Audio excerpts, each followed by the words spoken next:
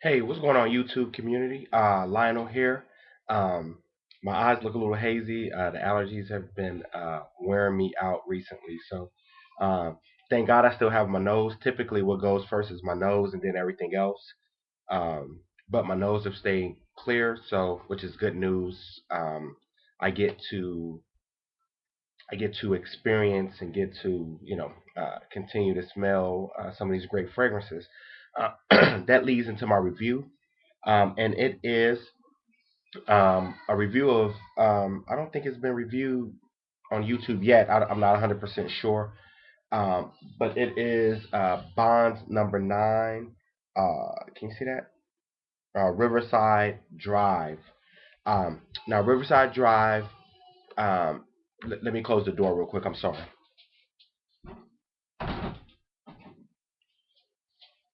Riverside Drive is considered a woody scent. It is marketed for men, but it's definitely a unisex fragrance.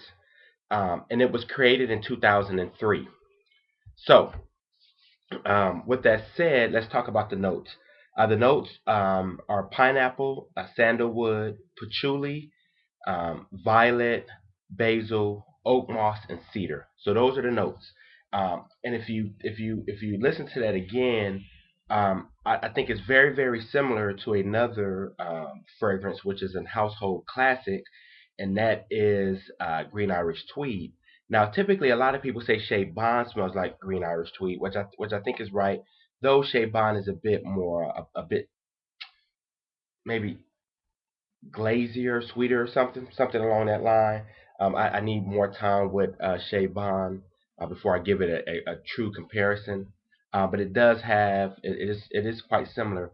But also this is very similar to Green Irish Tweed. Now, um, the differences would be you add the basil because the basil is sort of giving it this herbal uh, cooking basil type of note, like a fresh basil, and you add the pineapple to it, and that's what makes it a bit different. But they're both very green. Now, Riverside Drive is extremely green. I don't think it's as green as Central Park, but Central Park is more grassy. This is more green in the vein of Green Irish Tweed, in the vein of what else did I smell that I said was very green? By Creature by Kerosene. So anyway, so here's what you get. First, let me get into a little rant about Bond. For some reason, Bond isn't recognized around the YouTube community, the Facebook community much. I don't know why. I think overall, I would argue that Bond is the best house overall. Here's what I mean. Bond has playful, sexy scents like Coney Island, but then it has some more of the serious scents like Shea Bond or I would call New York Amber a serious scent. Definitely, if you start getting to the Saks and the Andy Warhols and those fragrances, I mean a lot of their fragrances are very mature. Uh, Cooper Square is a very mature, almost 80s powerhouse type of fragrance. But then they have stuff that's just super modern and cute and sexy and fluffy and airy and for the most part, I mean, even there's those things that are marketed at women. I mean, I would say 75 to 80% of those can be worn by men and vice versa.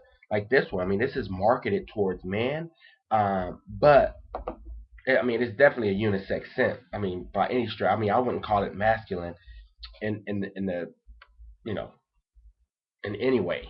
Outside of matter of fact, I know there are women who wear things like Green Irish Tweed.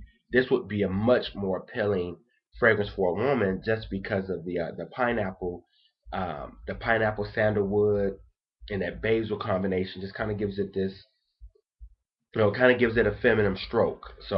Um, so let me get into the fragrance. Let me tell you how I came about this fragrance. Ray Ortega had it. I've always wanted to try it. For some reason, I'll go to Saks and I just forget about it. Something else is there. Something new is there. So I always forgot about it. And then Ray Ortega had some, so I asked him, and so he ended up sending me a sample. I think maybe we swapped something. I bought something. He sent me a sample, and I immediately fell in love with it. I was like, "Oh my gosh, this is the fragrance I've been looking for. This is the green fragrance that I've been looking for in more, um, kind of more casual events." So here's what I mean. When I spray on green Irish tweed, green Irish tweed to me is,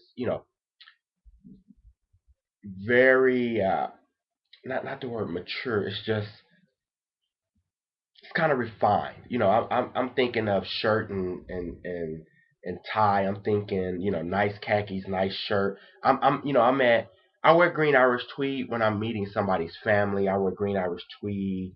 That's a perfect wedding scent. I mean, it's a perfect best man scent, that type of thing. It's that type of, anniversary scent. It's a, interview work scent. It can be an everyday signature work scent in the spring and in the summer.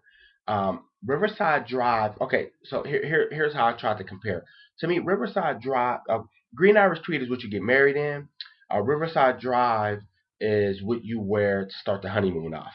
You know, so that's how I typically try to look at it. They're both green, but that pineapple sandalwood creaminess kind of gives Riverside Drive just this ultra sexy, sort of flirty, sort of, you know, man, it's a perfect date. Like, okay, let me tell you this: if I was going out on a date, if I had met someone, this springtime, we're going on a date, um, I don't care where we're going. If the climate is, fairly warm, I'm talking about 70 plus, man, Riverside Drive, I think would blow her socks out. I think it'll be something so unique to the nose that I just think it's a very impressive scent. Um, Now let me tell you, let me get into what it does. So when you first spray it, you're gonna get this blast of basil, and immediately, I'm talking about 30 seconds into it, this pineapple just joins it. So it kind of gives it this contrasting, basil is sort of herbal and green and, you know whatever, and then this pineapple comes and kind of smooths it out. Immediate, then I'm talking about not even a few minutes into that, this violet joins. This violet is joined with a sandalwood, which kind of gives it this Creed green Irish tweed type of feel. So it's creamy. You got this basil kind of giving it this herbal type of feeling, and then you have this pineapple smoothing it out with this sharp violet and this creamy sandalwood. I mean, and it just blends so well together. I'm telling you this: if your nose is halfway trained, you immediately say, "Man, this is something fruity and green Irish tweed and kind of creamy." That's what somebody would tell you. Any of the fragrance people around here would say, "Man, that's what that is." So, and then, this goes on. This party goes on. I don't get much patchouli. I mean, the patchouli is probably giving it some depth, but it's not detectable to my nose. So I'll scratch the patchouli off the list.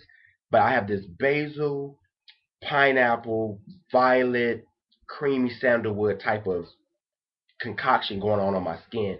I mean, and it's just a lovely, lovely, lovely harmony. And then as it starts to dry down, the oak moss comes in.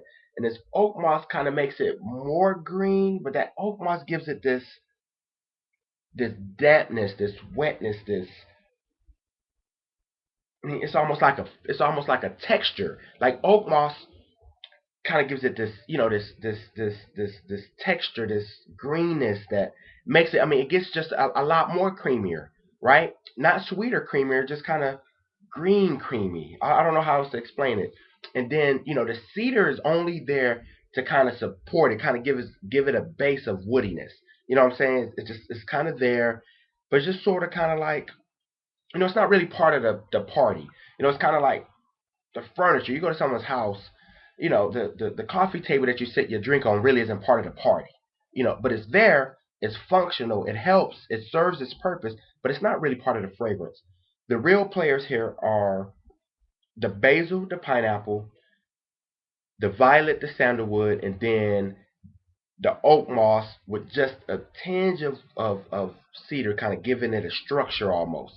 Um, What do I think about this fragrance? The first time I wore it, I got 3 compliments, and I'm not exaggerating, on the way to the elevator. So I walk in the door, I hold the door for somebody, and she says, "Wow, that smells good." So as I'm coming by, I pass another coworker. She said, "Oh, I never smelled that one. That smells great." And as I'm getting on the elevator, as I'm coming to the elevator, somebody says, "Wow, you smell really good." That was 3 compliments before I even got on the elevator. When I got up to the office, the compliment factor was very nice. Everybody, I didn't have to ask anybody anything. The normal players who smelled me said, "Wow, that smells really good, Lionel." And a couple of people that really never say much said, "Oh, that smells nice. I like that. What is that you're wearing?" So the compliment factor, I would give it a easy 10. Um, Scent, man, it is probably this is going to fight for my number one. This Rose 31, a couple of others, man, are going to fight for my number one spot for spring summer scents. This may come out triumphant. I don't know yet. Um, Overall quality, I mean, Bond makes quality fragrances. People talk about his the longevity of all Bonds that I've encountered has been beyond terrific. Even Coney Island goes for hours. Um, um, um, uh, is it linear? Sort of linear, but it just it develops. Certain notes pop out, but everything's there. I mean, I would say it remains linear in its structure. What it set out to do, it does throughout the length of the fragrance. Does it change much? Doesn't have the development of Musk Ravageur or anything like that. But it isn't one spray, one smell type of thing either. Um, Finally, overall scent, man, I thoroughly, thoroughly love this thing. I actually like it more than Green Irish Tweed, and Green Irish Tweed is always in my top five. This would probably bump Green Irish out of my top five, just because of that pineapple. But I mean, I like my fragrances just a bit more. There's times I want to feel, sexy. Yeah, I hate to use that word, but I want to feel that way, and this does it for me. I think it provides enough femininity uh, to not tip it too masculine, and it's masculine enough to say no one will ever question your masculinity on it. So overall, I mean, I hate to do this for what it set out to accomplish. Me, I mean, I mean, close to it's a 5-star fragrance, very close to it. Um, you know, Depends on what you don't like and what you like. For me, what I like, I give it, I give it 5. There's nothing I dislike about this fragrance. I absolutely love it. I thoroughly enjoy. I actually swapped for this in Coney Island. Ray Ortega swapped me, so I have like 5 meals, and then I have what is maybe 20 meals, 25 meals, maybe about 20 meals. So needless to say, it is a gorgeous fragrance. I thoroughly love it. You definitely got to try it if you like Green Irish Tweed, but you just think it's a little too old fashioned. I think this may be right up your alley. Thanks for watching. I greatly appreciate it. God bless.